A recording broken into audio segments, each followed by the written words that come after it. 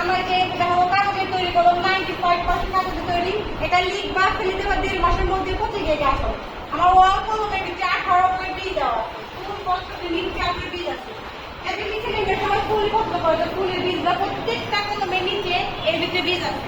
কারণ তোমরা সবাই ফুল ফল করে ফলটা মনে আসবে না, ফলের বীজটা আসবে না, কারণ গরম আর ফুলগুলো ছোট তাদের প্রত্যেকটা ফুলের বীজ দেওয়া।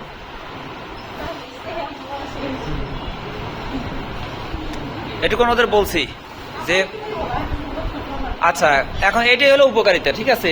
এই কলমের এইটুকুনি, হ্যাঁ, যে কালি যখন শেষ হয়ে যাবে, কালি শেষ হওয়ার পরে যদি এটা মনে করো যে ওই শীষটা যদি আমরা এই যে বাম হাত দিয়ে নিলাম, এই যে এখানে যে শীষ দেখতে পাচ্ছ তো, এই শীষটা যদি মনে করো আমরা এরকম টান দিয়ে বের করে ফেলি, তাহলে এটা মনে করো যে খুব অল্প সময়ের মধ্যে বীজটা মাটিতে পড়বে। না হলে কি এই কাগজটা মনে করো যে নষ্ট হইতে যতদিন সময়, এই কয়েকদিন মাটিতে থাকতে হবে। তারপরে এটা যখন কাগজ নষ্ট হয়ে যাবে তখন অটো মনে করো যে এর মধ্যে যে বীজটা আছে এই বীজ থেকে গাছ বের হবে। এটা কিন্তু অত্যাধুনিক একটা বিষয় যে সম্পূর্ণ কলমটাই মনে করো যে কাগজ দিয়ে মোড়ানো আছে, উপরে শুধু মনে করো একটা ডিজাইনরত কাগজ এর উপরে দেওয়া আছে। কিন্তু এই যে শীষ কলমের মতোই সুন্দর করে একটা নিপিল সামনে দেওয়া আছে, এখান থেকে মনে করো যে এই কালি শেষ, অন্যান্য কলমের মতোই কালি শেষ হলেই শুধু এটা মনে করো যে ইতিহাস। ভিতরে যে বীজটা আছে যেটা মনে করো যে একটা বৃক্ষরোপণ করার জন্য কিন্তু অনেক কাজ করতে হয় না।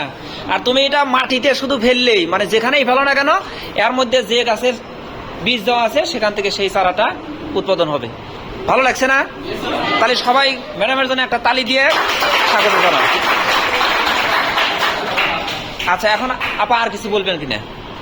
আচ্ছা, এখন আর একটা আমার বিষয়, যদি সবাই তো বৃক্ষরোপণে আগ্রহী, তাই না? তাহলে একটা করে কলম যদি নেওয়া যায় তাহলে ম্যাডামের উপকার হবে, পরিবেশ বান্ধব মনে করো পরিবেশের উপকার হবে, যদি কাছে টাকা থাকে।